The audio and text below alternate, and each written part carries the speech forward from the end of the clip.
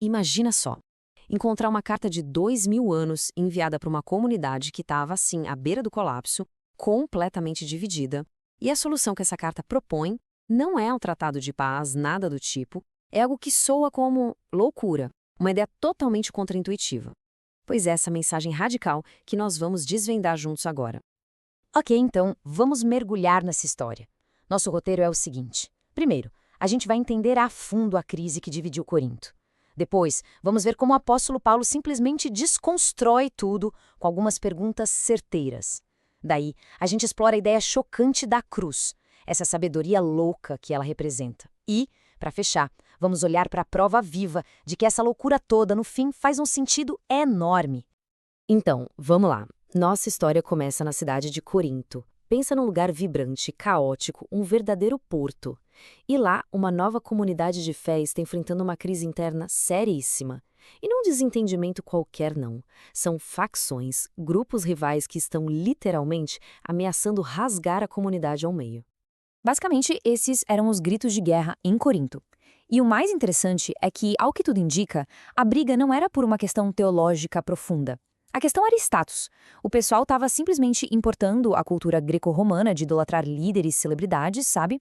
Transformando a fé numa competição para ver quem seguia o mestre mais carismático, o melhor orador. E para descrever isso, o apóstolo Paulo usa uma palavra grega muito forte, schismata. A imagem aqui é poderosa. Para ele, essas divisões não eram meras discordâncias, eram rasgos violentos, como se alguém pegasse um tecido único e o rasgasse com brutalidade. A ideia de algo que deveria ser coeso, sendo completamente dilacerado. E a forma como Paulo lida com isso é genial. Ele não escolhe um lado, ele não aponta o dedo para ninguém. Em vez disso, ele faz uma série de perguntas retóricas, afiadas, quase como um cirurgião, para desmontar toda a lógica errada que estava por trás daquela divisão toda. A primeira pergunta já vai direto no absurdo teológico da coisa. Pensa bem, se a igreja é o corpo de Cristo, então dividir a igreja é, na prática, tentar dividir o próprio Cristo. É uma ideia que não só é impossível, como é chocante. Com a segunda pergunta, Paulo vira o jogo completamente. Ele força todo mundo a tirar o foco dos mensageiros, dos pregadores famosos, e a olhar para o que realmente importa. Quem realizou a salvação foi o Cristo crucificado. Então a lealdade não pode ser para o pregador, mas sim para o Salvador. Simples assim. E aqui vem o ponto crucial. O batismo significava uma identidade nova em Cristo, não era a inscrição num fã-clube de um líder humano. Paulo está, na verdade, redefinindo o que significa pertencer àquela comunidade. A identidade de todos eles estava no lugar errado. Bom, com a lógica da divisão toda desmantelada, Paulo vai ainda mais fundo. Agora ele ataca a raiz do problema, a obsessão daquela cultura por sabedoria humana e por poder. Era isso que, no fundo, alimentava todo o conflito. Naquela época, existiam duas grandes buscas culturais, digamos assim.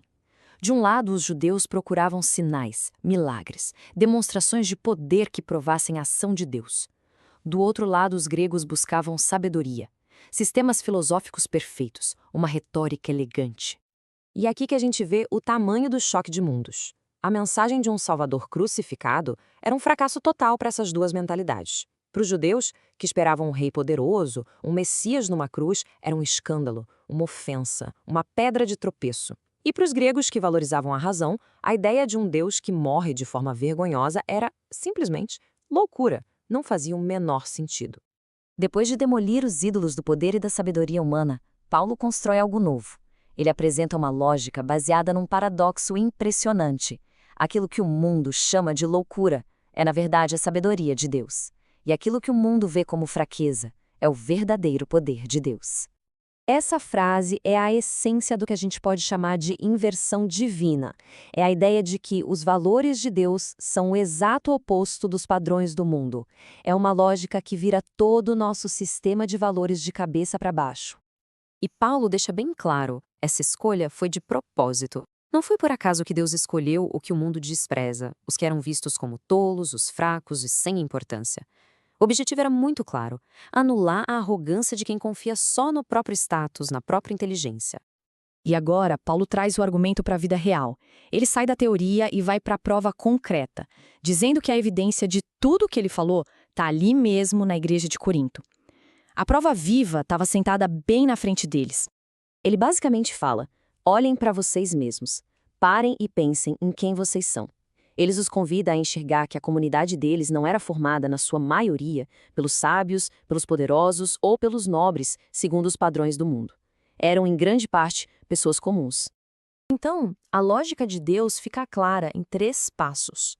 Primeiro, a seleção do que o mundo despreza. Segundo, a consequência. Isso anula a sabedoria do mundo. E terceiro, o propósito final de tudo: garantir que ninguém possa se orgulhar por mérito próprio. A glória não pode ser humana. E tudo isso termina nesta citação do profeta Jeremias, que amarra o argumento todo. Se existe algum motivo para ter orgulho, não é por seguir o líder X ou Y, não é por ter um QI alto ou muito poder, é simplesmente por conhecer a Deus. Essa se torna a única base real para a unidade, e isso nos deixa com uma pergunta, não para os coríntios, mas para nós hoje. No mundo que continua obcecado por status e influência, onde é que a gente tem colocado o nosso verdadeiro valor?